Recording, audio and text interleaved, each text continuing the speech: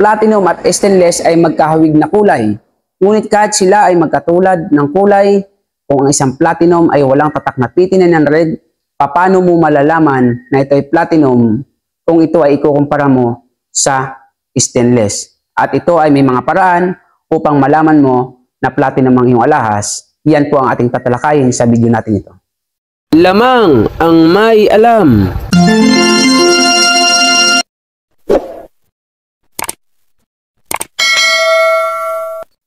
Magandang gabi po sa inyo mga kaibigan ko dito sa ating channel More Than Treasures. Ano po?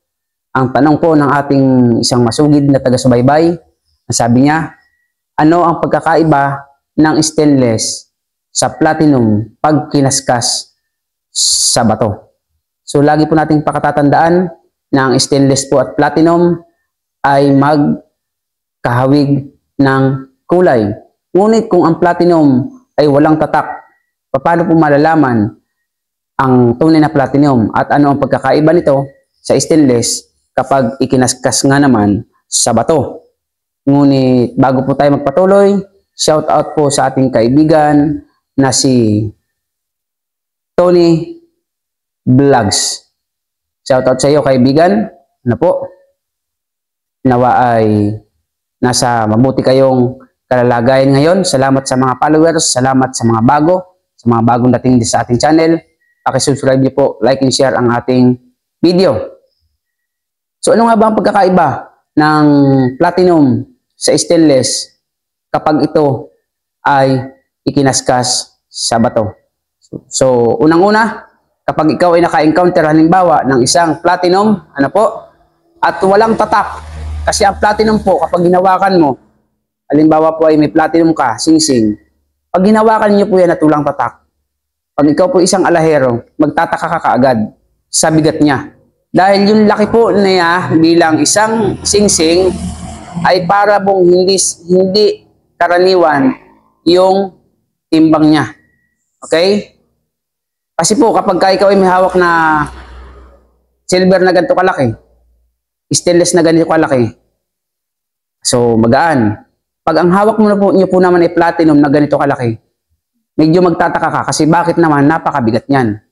Okay? At iyan po ay napakatigas din po. So ang pagkakaiba po ng platinum kapag ikinaskas natin sa bato kumpara po sa stainless, unang-una, titignan niyo po ang iyong platinum, yan po ay kulay stainless. Okay? So kapag po yan ay hinawakan mo, mararamdaman niyo po yung bigat niya, hindi karaniwan. Pero wala pong tatak, halimbawa na platinum. Doon pa lang magtataka ka na. Okay? So sikapin mo na makahanap ka ng sing-sing na kasinlaki niya at siguraduhin mong ito ay stainless yung sing-sing na hinanap mo or silver.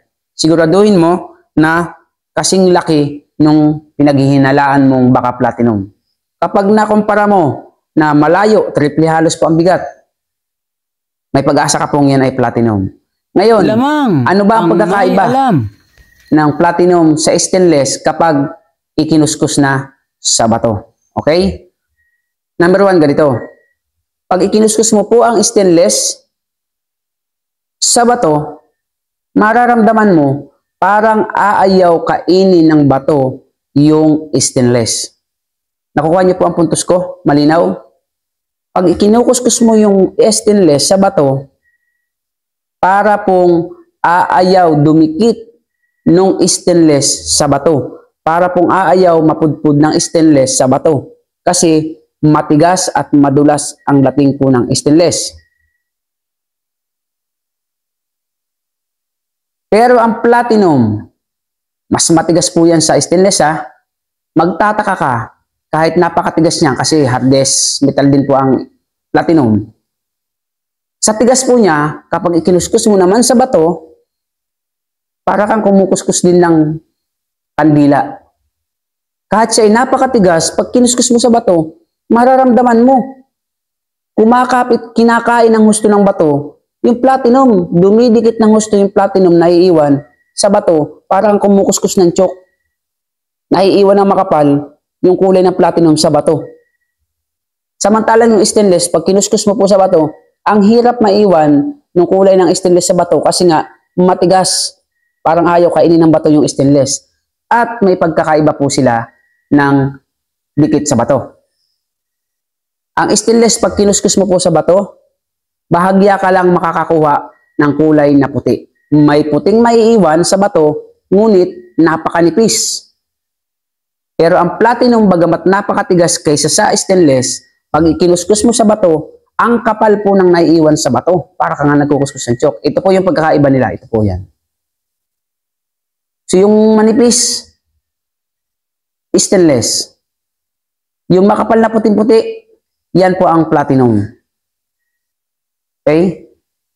Nakuha niyo po ang pagkakaiba ng platinum sa stainless. Okay ha? Ulitin po natin. Ang stainless at platinum, halos strictly ang bigat ng platinum kumpara sa stainless. Kaya pag nakakuha ka po ng platinum, walang tatak at inaakala mong platinum, sikapin mo makakuha ka ng stainless na singsing o silver na singsing na kasinlaki ng pinaghihinalaan mong platinum. Pag nakumpirma mo na, parang triple ang bigat nitong isa, may laban-laban ka na po. Okay? Pangalawa, yan, ikukuskus mo na sa bato. Pag malambot ikuskus sa bato, ang platinum, platinum po yan. Ngunit, sasabihin ko po sa inyo, ang platinum po ay may pagkakahawig sa kulay ng bato pag ikinuskus at lambot ng bato pag kinuskus mo sa bato ang platinum sa isang aluminum at alloy. Ang aluminum po at alloy kapag kinuskus mo naman sa bato, yan po ay makapal din po yung naiiwan na puti. At yan po ay kahawig ng platinum ang kulay. Ngunit may pagkakaiba din po sila. Talakayin po natin yan sa susunod natin na video. Yung anong pagkakaiba ng platinum sa aluminum at alloy kapag naman ikinuskos sa bato. Pinasadaan ko lamang po, okay? Meron pa po tayong final tungkol sa platinum. So ang platinum, nung ako ay makakuha ng platinum na relo, sige, sabihin natin singsing na malaki. Gagamitan mo po yan ng kikil. Alam niyo po yung kikil? Ito po yun, no? Panghasa po yan sa mga, kung tawagin sa amin sa Tagalog ay kabig or lagari. Maging sa talim po ng power saw, yan po ay kikikil, pinampapatalas po yan. Yan po ang kikil. Ito, ewan ko lang kung alam po ito ng kahit na magaling na alahero. Maliban talaga po kung talagang batikanong alahero. Isa po ito sa technique. Bagamat ang platinum is hardest metal, napakatigas po niyan kaysa sa stainless. Subukan nyo yung singsing na ganito, stainless. Ipitin mo po ng plies. Tignan mo po kung gaano kahirap o mas madaling ipitin, yupiin. Pero subukan niyo po ang platinum. Pagpapawisan ka ng gusto bago mo po yan maipit. Dahil nga po, napakatigas ng platinum. Pero, ngunit, datapot at subalit, may technique po dyan para malaman ng platinum kung walang tatak. Gamitan niyo po ng kikil. Unahin mo yung stainless. So like for example, ito stainless. Example lang ha. Kikikilin mo po yan. Huwag niyo pong isasagad ng malakas. Para lamang pong pahapyaw lang. Yung papapatakin mo yung kikil, ngunit huwag masyadong kadiin. Makikita niyo po ang stainless kapag kinikikil mo. Ayaw pong tumalab ng kikil sa stainless. Kasi nga, matigas. Matigas po ang stainless. Doon pa lang malalaman mo, hindi ito platinum kasi ayaw kumagat ng kikil eh. Ayaw niyang kainin yung metal na stainless. Pero, ang platinum, kahit po napakatigas niyan, pasadahan mo po yan ang kikil. Kahit pa dapis-dapis lang, makikita niyo po. Para yung chok na naupod. Kunti lang ganun, pak. Mararamdaman mo. Malambot ang dating ha. Kung bagaman pagsadsad nung kikil mo, mararamdaman mo, napipingas talaga yung platinum. Kung bagaman kinakain siya, pinupudpud po siya ng platinum. Ng kikil. So, malinaw po. Testingan mo. Yan. O, ay kung duda ka pa talaga, kumuha ka na ng silane. Kulay asul na apoy. Isugba mo din yung stainless, yung platinum. Isugba mo. Kapag natunaw po yan, fake po yan. Pero pag hindi po natunaw, platinum po yan. So, nawa po ay may natutunan kayo sa ating video, sa mga baguhan dating. Kung nagustuhan, pakisubscribe niyo po ang ating channel. Tulong niyo na po sa akin, pakishare niyo po ang ating channel. Ano po? At sa mga ating video ay baka pwede niyo po akong paboran, huwag niyo pong i-skip ang mga komersyal para naman po ay may pumasok sa ating revenue sa ating channel. Ano po?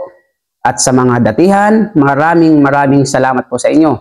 Sa mga may katanungan at nais magpadala ng picture, ipakita sa akin ng mga items nila, marami na pong gumawa.